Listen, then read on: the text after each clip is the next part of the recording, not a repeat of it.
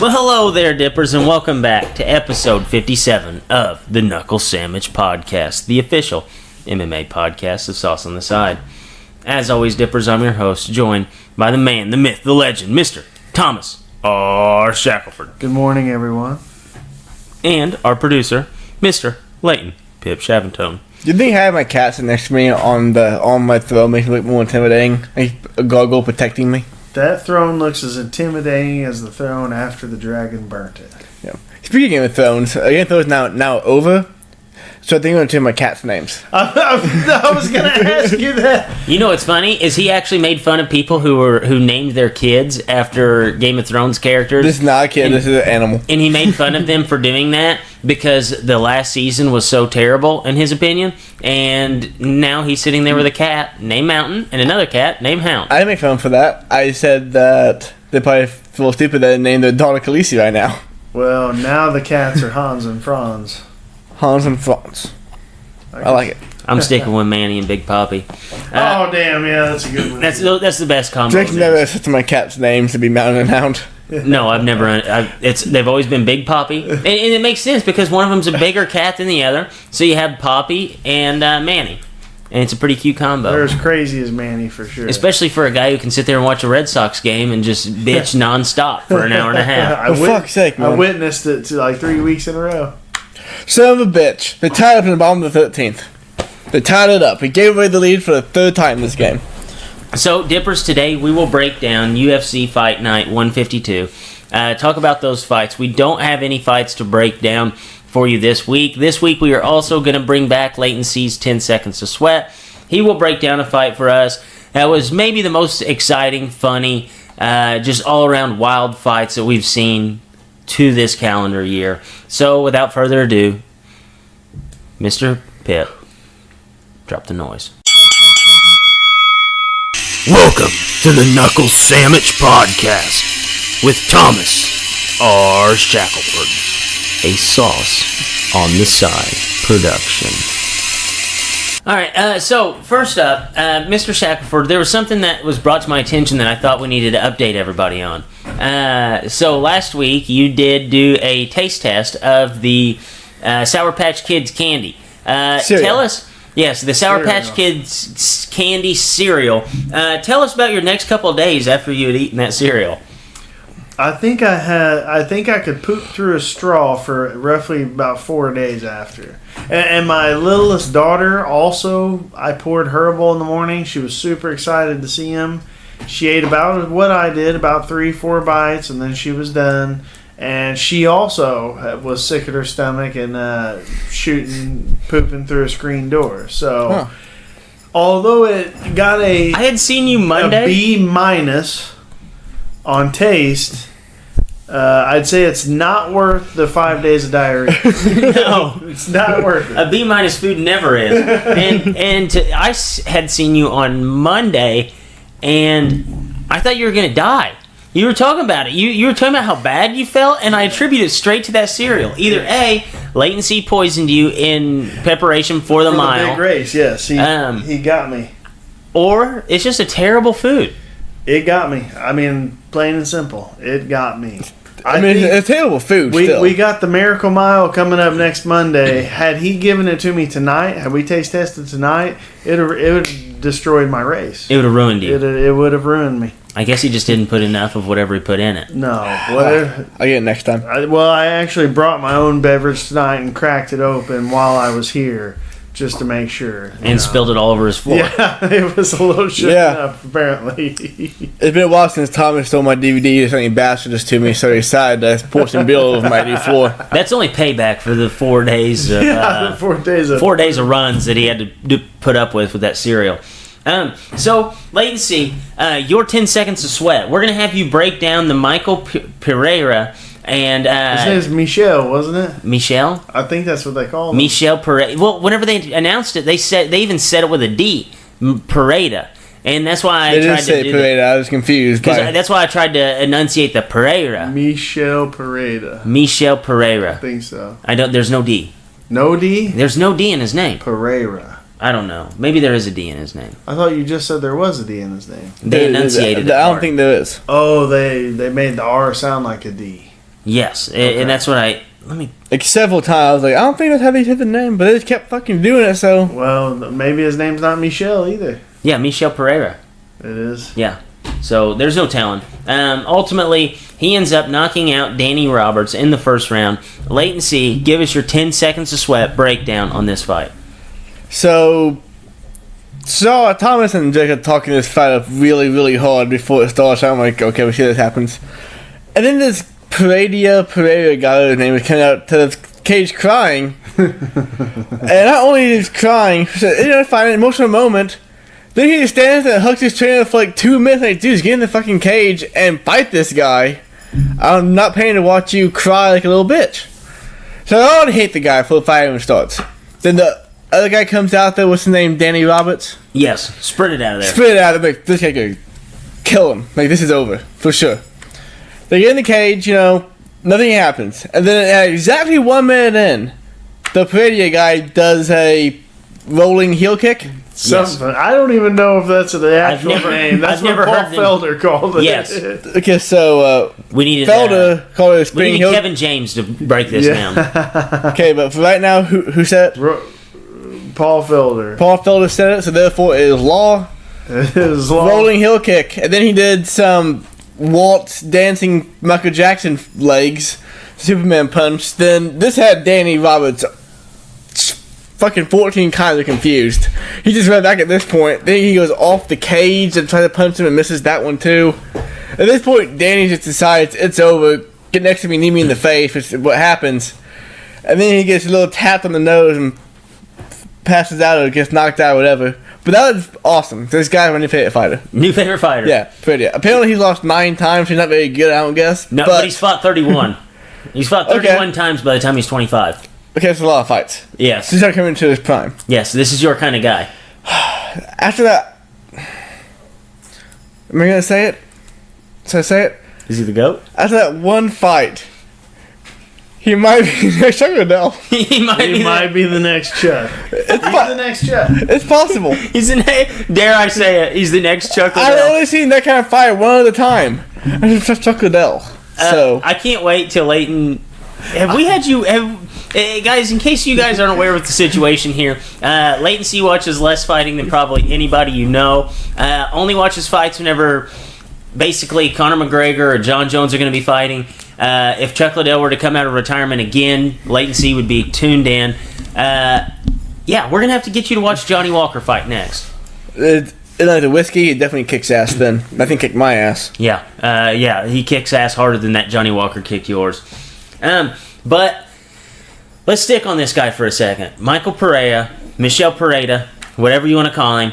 Mr. Shackelford, what did you think about this guy?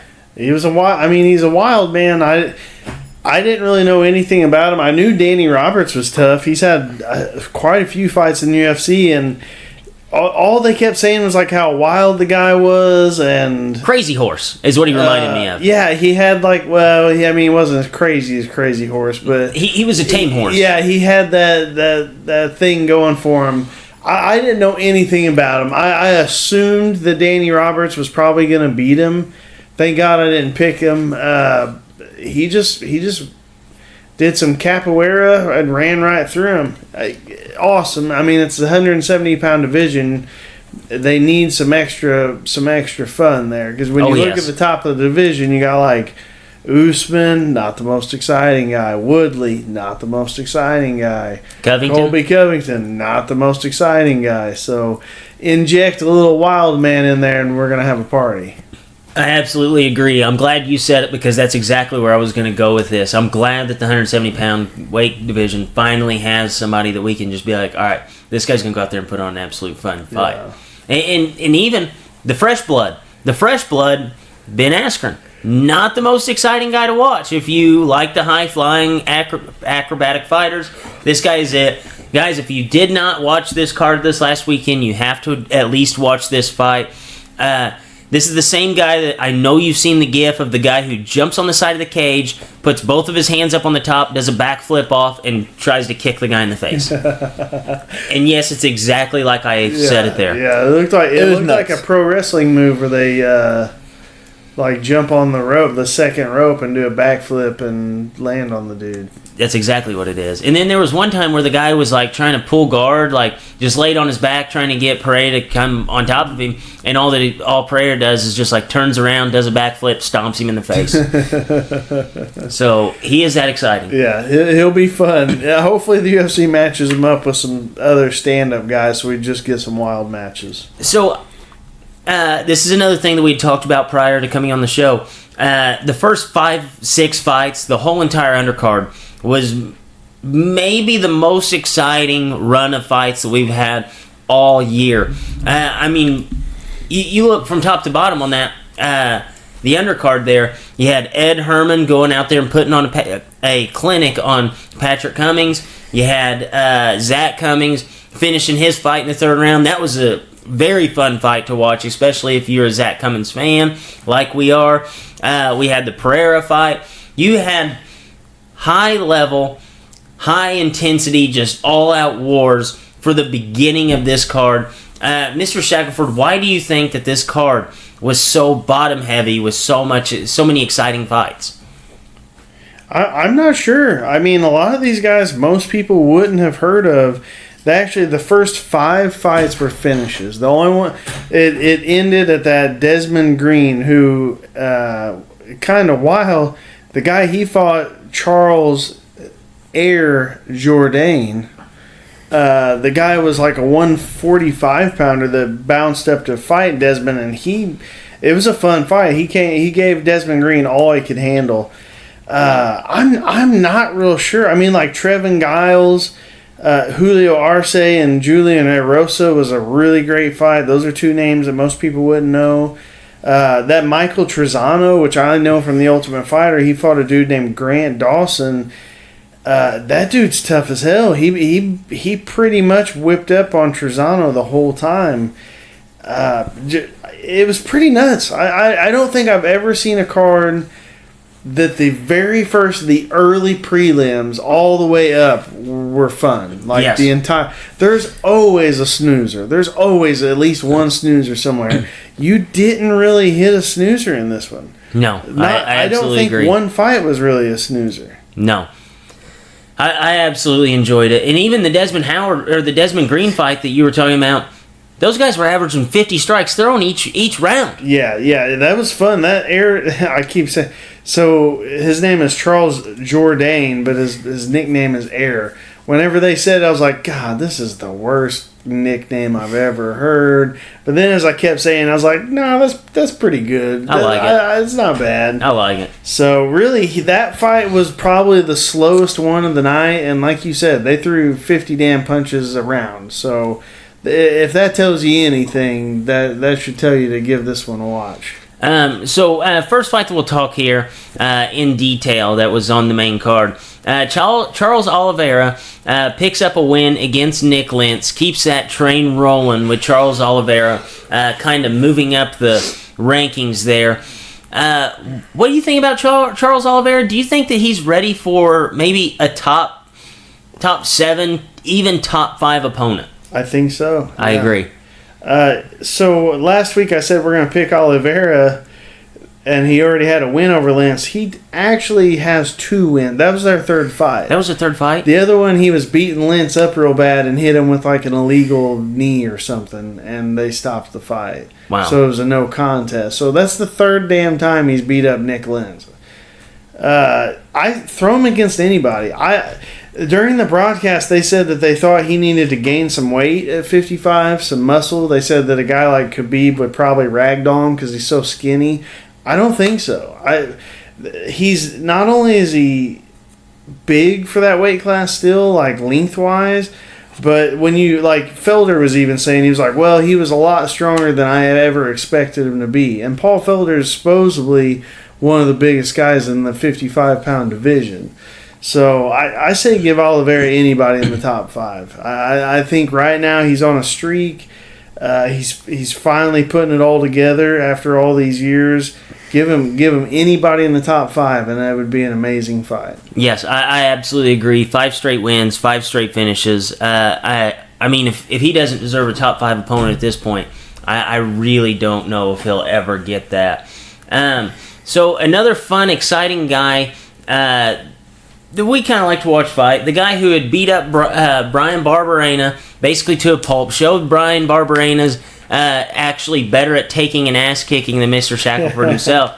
Vincent Lukoy picks up a win over Derek Krantz. We knew it was going to be short-lived. It was finished in the first round. Krantz was basically just thrown in there at the last second. Did you learn anything about Lukoy in this fight? He showed a lot of composure. That Krantz dude came right out and socked him in the face. Actually stumbled him kind of twice right off the bat. Unfortunately, the Krantz guy might have gotten a little excited, and for some reason he went for a takedown. And when he got a double, he just got gummed up in a little bit of a guillotine position. And then Lukoy kind of just let the guy wear himself out. And then when he stood up, stopped him. But again, this dude. Give him I'd say top 5 guy.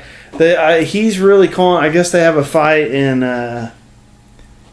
Another thing about this guy, he speaks 3 languages. I think he can speak English, Spanish, and like Argentine. I forget. It was one of those things. He was born in one country, or he was born in America, but moved to another country young, then had to move to another country. He can speak 3 languages, and one of them's definitely a South American language. So I think he's calling for that Ponzinibbio. You remember him? Pons, who's from Argentina. I think I want to say Uruguay. Is that in South America?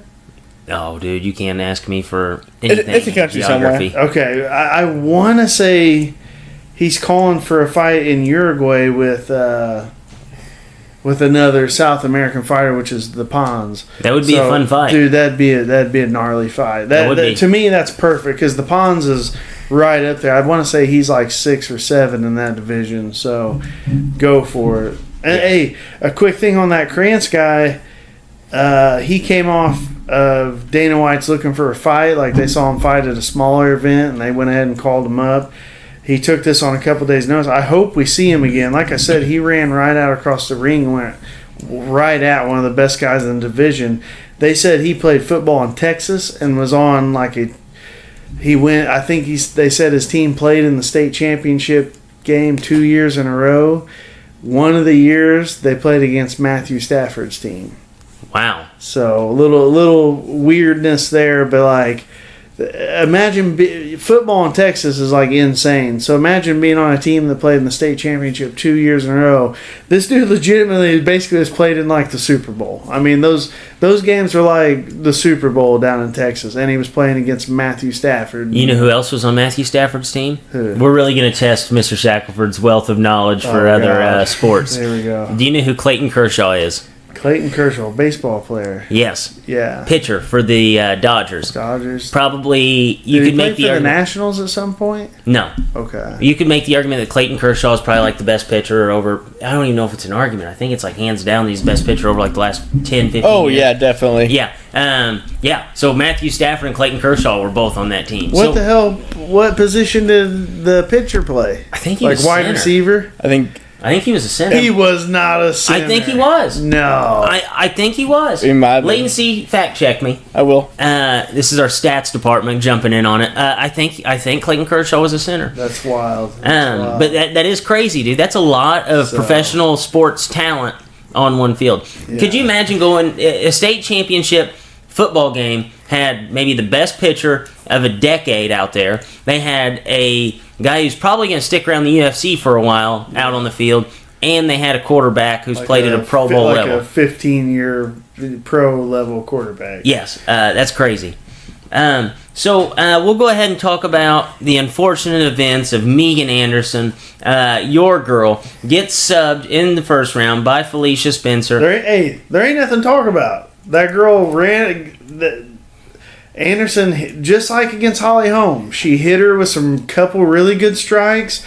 That girl just grabbed onto her, tried a goofy takedown, and ended up in a scramble. It was over. Once she got on Megan Anderson's back, Anderson didn't look like she knew how to defend. No. She just kept trying to pull the girl's head down, just getting her legs sunk in deeper and deeper. I don't know what to make of her, man. She came in so highly touted. She's beautiful. She's great on social media. She's a great talker. She's got everything there is. But she seemingly has zero experience on the ground.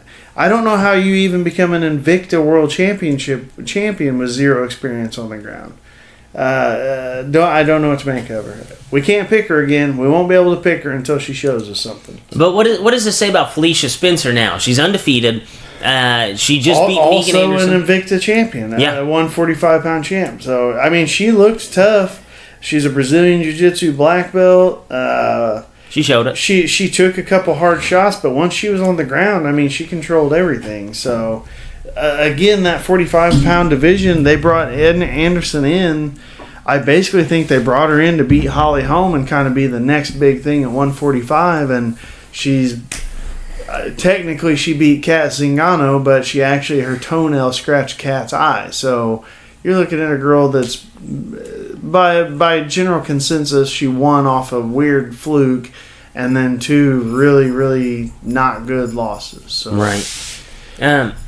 So next up we have Ian Heinchich. I'm going to butcher the name every time. I don't know. Won a decision over Antonio Carlos Jr. Mr. Shackelford, this is one that we lost. Where'd things go wrong for Mr. Carlos Jr.? This Heinrich dude is tough. I didn't know a ton about him. I'd seen a little bit on him. Basically, he set his game plan beforehand, like, you know, just basically weather the storm, not get subbed really early, and he was going to just wear down Carlos Jr., and that's what he did. It was a razor close fight. I mean, that one could have gone either way. You did feel like the tides were turning in Heinisch's favor towards the end, though. Cool dude. I think he said he did a stint in prison for a while. I think he said he was like a Colorado State wrestling champ. He said he came out to the song The Hurricane, which is about a pro boxer that got wrongly accused for murder, put in prison for a couple of years, and then came out and won the world championship. And I thought he said that he was in prison for a while. Pretty cool backstory. I mean, at this point, I think Junior was ranked 8th. Give that guy anybody. I mean, he was tough. I really liked the way he fought. Wasn't on my radar very much before. How about that 85-pound weight class? I mean, you got a couple weeks ago Hermanson coming from nowhere, beating the number 3 guy. You got Heinisch beating the super highly touted Carlos Jr. You know, Anderson went down last week.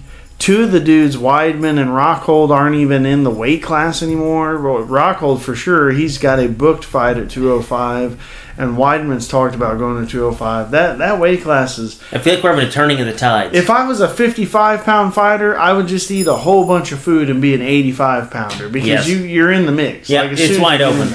There's a ton of really tough guys, but there's just so much changing of the guard right now. Anybody could jump in. Yeah, you still have the top 3 guys, but then everybody else is kind of just right in the hunt. Yeah, guess who? So did you see Nick Diaz and Anthony Pettis are fighting? Oh yeah. Did you see what weight they're fighting at? No. 185. 185? Yeah. I thought it was... They listened to me. They knew what I was going to say before I said it. Wow, I thought it was Nate.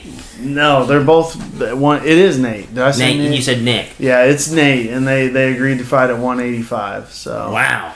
So I'm telling you, all those 55-pounders are like, no way, man. I'll just eat as much fast food as I want, and I'll jump up and just see where the cards fall where they may. Wow, that's wild. I didn't realize that was 185. Yeah. So we'll go to the main event here. RDA submits Kevin Lee in the 4th round. Mr. Shackelford, we can never again pick Kevin Lee. No, he gave up, and we don't pick people that give up. No. And if we talked to a couple of our buddies, and they're like, well, he was tired. That's fine. You don't get into a sport thinking you're not going to get tired. But when in the 4th round, he shot that shot. RDA kind of bounced out of it. Kevin Lee folded down into the fetal position. Gave up mount, gave up a choke right away. that was the end of it. That maybe had that takedown scored, he would have, built up a little momentum, but it didn't, and he just faltered. I mean, it was a back and forth fight. He was probably winning the first 2 rounds, and the third was... I know for a fact on the judges' scorecards he won the first round. He did. Yes. 2 and 3 were a little bit closer. I probably would have given him 2, I believe. 3 could have called Anyos, but I mean, this was like not very much into the fourth whenever he kind of just... I don't know what to make of him, man. So I have 2 schools of thought that I'm thinking to what led to his demise.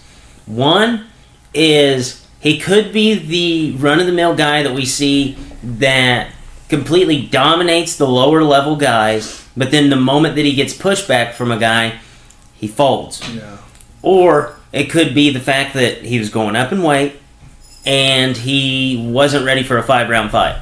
He had trained basically his whole life for a 3-round fight, goes up in weight, has to fight 5 rounds, gets past that 3rd round, which he is completely trained for, and the extra weight and the extra rounds weared on him, and he just basically went limp. That could be it, but his last 3 fights have been 5-rounders. Oh, wow. So he was the headliner for Barboza. Was he the headliner against Aquenta?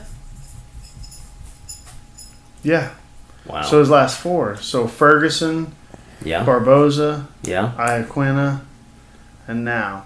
I could see where the weight, kind of like when McGregor fought Diaz the first time, the weight was an issue. He just wasn't used to holding that weight. I could give you that. But, like I said, we've seen guys get tired and still fight. I mean, he didn't get tired. He faltered. Yeah. I'm afraid that you're right there. And that's the way that I'm kind of leaning on this one, too, which leads me to believe that we will be never picking him again. We cannot. And to not to make myself look any better, we actually went 4-3 on this card. We won our first 4 picks, and then went on and then Anderson Jr. and Lee went down. I mean, they went down. We won the first 4 picks. I'm like, we're going perfect. Perfect. Tonight is our night. Bam, 3 straight losses. So, and you know what? I'll accept the Carlos Jr. one. That was legitimately a good fight. The guy was a little more under the radar than I realized and won. Anderson, who knew that our ground game was that bad for one, and then Lee gave up. Those aren't on me. Yeah, no. The only one I'm accepting on this one, I'm 4, 1, and 2, and those other 2 are no contest. No contest. I like that. It makes the record sound a little better. Mr. Producer, have you found the Clayton Kershaw? I could not. You could not. Wow. No way that dude's a center. I'm saying it right now. I'm telling you. Next week you come back with the info. He was a wide receiver. Guaranteed it. Oh, I don't know about that. I'm pretty sure he was a center. I'm pretty sure. Anytime you got 2 dudes on a team that could both be quarterbacks, one of them's a receiver. I feel like wide receiver is probably the answer to this question. I'm telling you. Tight end. I heard he was thick, man. I heard he was thick. Man, he lost it all. Yeah, he did. All the thickness. I'm pretty sure he did. Stafford took all the thickness away. So, little news and notes. Anthony Pettis, Nate Diaz was announced. You said it was at 185. Just quick gut check. Who wins that fight? Nate. I do too. I agree with that. Also, Tyrone Woodley had to pull out of another fight, this time against Robbie Lawler. This time he's not holding the belt. They just scrapped the fight. They just took Robbie Lawler completely off. Well, I guess they were trying to get him some guys, but I guess Robbie wasn't really interested in anything but either an Askren rematch or the Woodley rematch. So. Brian Barberena said that he would fight. Dude, did you see his call-out picture? Yes, that was awesome. That was the greatest Overalls, I've ever no seen. undershirt. He's clearly just working out in the field. Somebody's like, "Hey, man, check that tweeter." He's like, gets out of the pig shit. He's like, "Oh, Robbie Lawler needs to fight. Quick, take a picture of it." Quick, take a picture. Yeah, it was amazing. If anybody could have gotten it, I think he probably had the best chance. But Lawler's probably like, "Man, I don't want to break my hands beating on this guy's beard for 15 minutes." No, dude. And the thing I don't get, like, Lukoy, he could go. Yeah, That would be fun. Yeah, that's a tough fight for. I mean, Lawler Lawler's at the point in his career where he's earned the right to kind of pick through some of those guys. And I mean, in any sport, there's always probably one or two guys that are a really bad matchup for you, but you've made it so farther than them or whatever, like every year the Patriots get beat by the Miami Dolphins no matter how bad they are. Like, there's just a bad matchup. So I don't blame Lawler too much. The dude's legitimately fought everybody there's ever is a fight. So if he wants to hang back just a little, that's okay. But it's not like he'd get beat by Brian Barberena. I don't know. Barberena's a bad dude. I mean, I couldn't imagine it. If he scheduled it for 3 rounds, Robbie Lawler could not physically exhaust himself enough by beating a Barberena to lose that fight. That would be, the Homer Simpson would be Barberena's best chance. Just get beat on so much until Lawler's like, his hands are dust. Like, he beat his own hands into dust. Sage Northcutt put on a phenomenal performance, 4-1 FC. Leighton C., your eyebrows raised. Did you not see that fight? I did not see that fight, but I saw Thomas tweet about it, and I've heard some things that are not good about it. Just look up his 1 FC debut. Try to find that video for us real quick while Thomas and I shuffle through it. 1 FC has given those crossover fighters absolutely zero softballs. Oh no, they're not. They're throwing Jenny Finches at him here. Well, because here's what they're thinking. They're like, okay, well, we are the stepbrother to this big organization, the UFC. We have all the runaway trains from the UFC, so we don't have anybody in their mind that can compete with these guys. And they're going out there and either beating them or giving them extremely closer fights than we had seen even Mighty Mouse. What's the fight?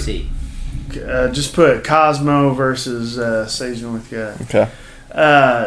I couldn't believe it. When I saw the weigh-ins, I was like, that dude's jacked. He's and huge. Then when they were standing in the ring, again, I got the 1 FC. I signed up through, you can watch them free on Bleacher Report.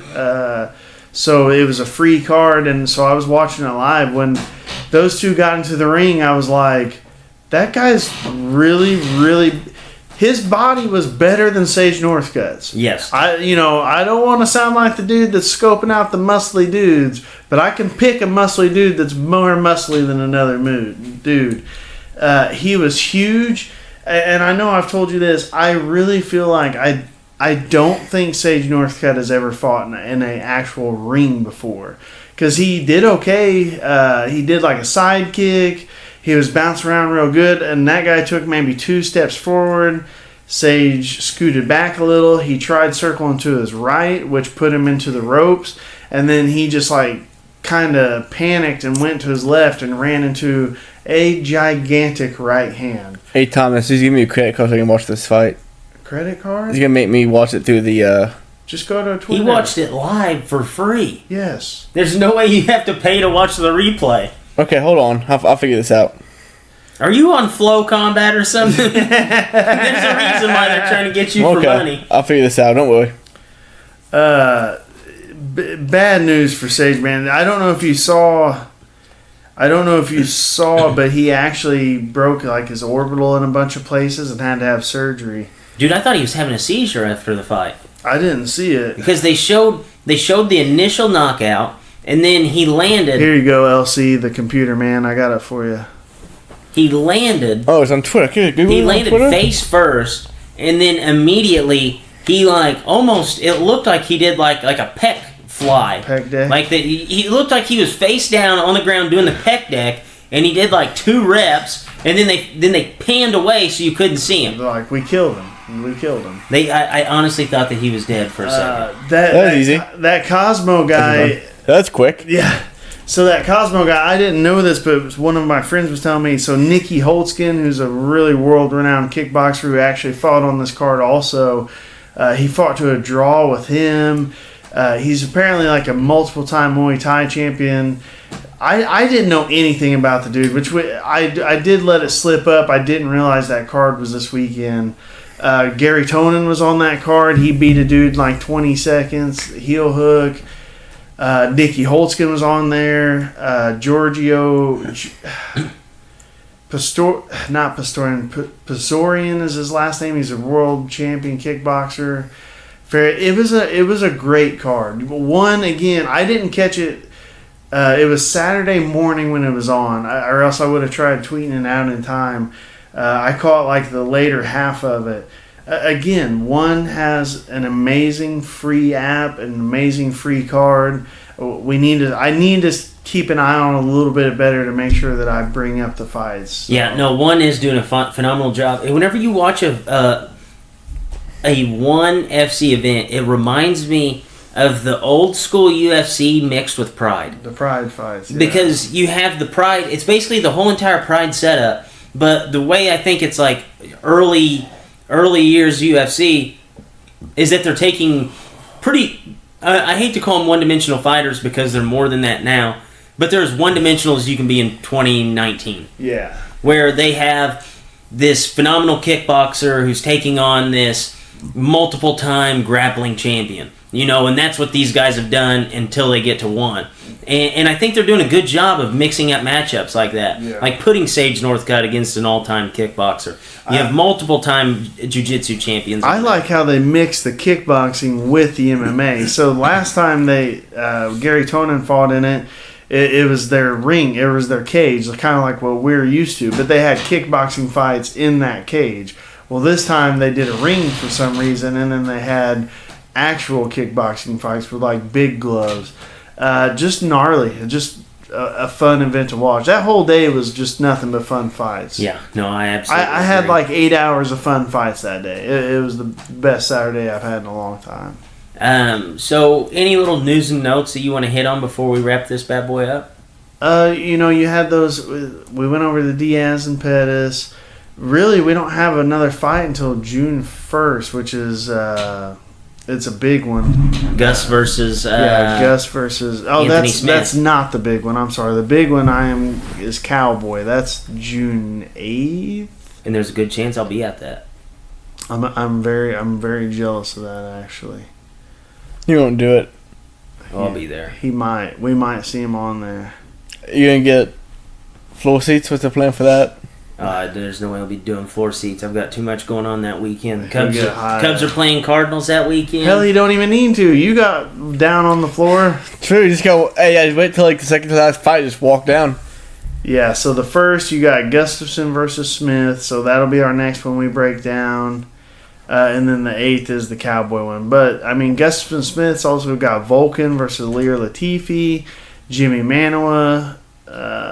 Man, those top 3 fights are nothing but really tough 205 pounders. So yeah, Vulcan, should be fun. Ozdemir. Yeah, that is actually a pretty loaded card. UFC 238. I think every single fighter on UFC 238 is a ranked fighter outside of one fighter. I think Angela Hill's the only one that's not ranked. Yeah. She went on like a 2-fight skid. Now she's going to be like the queen. She's going to be like the female cowboy, just taking as many. Because she won her last one. We saw her lose in Nashville. Yeah. And then she's won 2 straight, I think, since then. But they were both really short notice fights. Yeah. So she might be trying that female cowboy look out. It's a good strategy to have. She had the best walkout song. I'll say the second best. To me, the best fight walkout song you can have. There's 2, and Wonder Boy. No. I've been live at these small fight shows, and I've seen like Rose Namajunas came out either Thunderstruck or Hell's Bells by AC/DC. I don't know why, but when they dim the lights and there's like a 2-minute long intro on both of those songs, some of the best fight walkout ever. But Angela Hill came out to Skulls by the Misfits at Nashville when we saw. One of the best, probably my third. I think Hell's Bells and Thunderstruck are tied for 1. And then you could throw Skulls in there, and those are probably top 2. Right. That's just because nobody's came out to Freebird yet. Surely somebody has. There's got to be some fighter that's came out to it. I still think that the best walkout of all time was whenever Chad Mendez fought Conor McGregor, and he came out to Country Boy by Aaron Lewis, and it was live. He was there. And that one had Sinead O'Connor singing "Foggy Dew" to Connor. So that was probably one of the fun. If I had to rank all the live fights I've ever seen with like a group of people, I would say that culmination was the funnest one ever. Because I forgot about that. You had Aaron Lewis singing, then you had Sinead O'Connor singing "Foggy Dew." It was nuts. That was wild. I wish they would do that more. I wonder how they set that up. A, B, I wonder why they don't do that more. They need to. They definitely need to strike on that. Can you imagine Kid Rock singing Cowboy song in Chicago?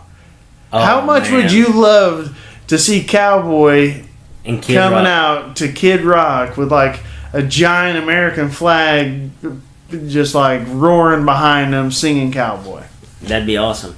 That's a crowd pleasing. I mean, who's Cowboy fighting again? I just forgot. Tony Ferguson. All they gotta do is get like a mariachi band playing or something behind Ferguson. I think he comes out to mariachi music. You could have America versus Mexico right here. Isn't Tony Ferguson from the United States? Yes, but he comes out to mariachi music. Huh. Yeah, I think that'd be awesome. And you could be there. I could be there. That would be an easy You sell. might be there. There's a good chance I will be. Deontay Wilder. Did you see that fight? I think he killed a man. Yes, and he said he was going to kill a man. Yeah. That's scary. There's no point in him fighting anybody other than Tyson Fury. No. There's no reason for... They have three of the best, maybe the best heavyweights of all time that aren't fighting each other. That's not Tyson Fury's fault. Well, I mean... Tyson Fury wants to fight both of them. He had the chance to fight Wilder, but he took that ESPN deal. See, that's the problem. One of them fights for DAZN, one of them fights for Showtime, and one of them now fights for ESPN. So it's a promotional thing. No, Fury would fight all of them with his contract through ESPN, but they don't want to. ESPN doesn't want to work with DAZN, obviously, and they don't want to work with Showtime either. So the promoters are. If you thought Don King was bad, now it's even worse. At least guys like Tyson fought each other. Yeah, I agree. I saw somebody say, Muhammad Ali fought Joe Frazier and George Foreman like within a few months of each other, and Frazier and Foreman fought too. So that's about the situation we're in. You got an Ali, a Foreman, and a Frazier all in their prime, all at the same time. Those dudes all fought each other.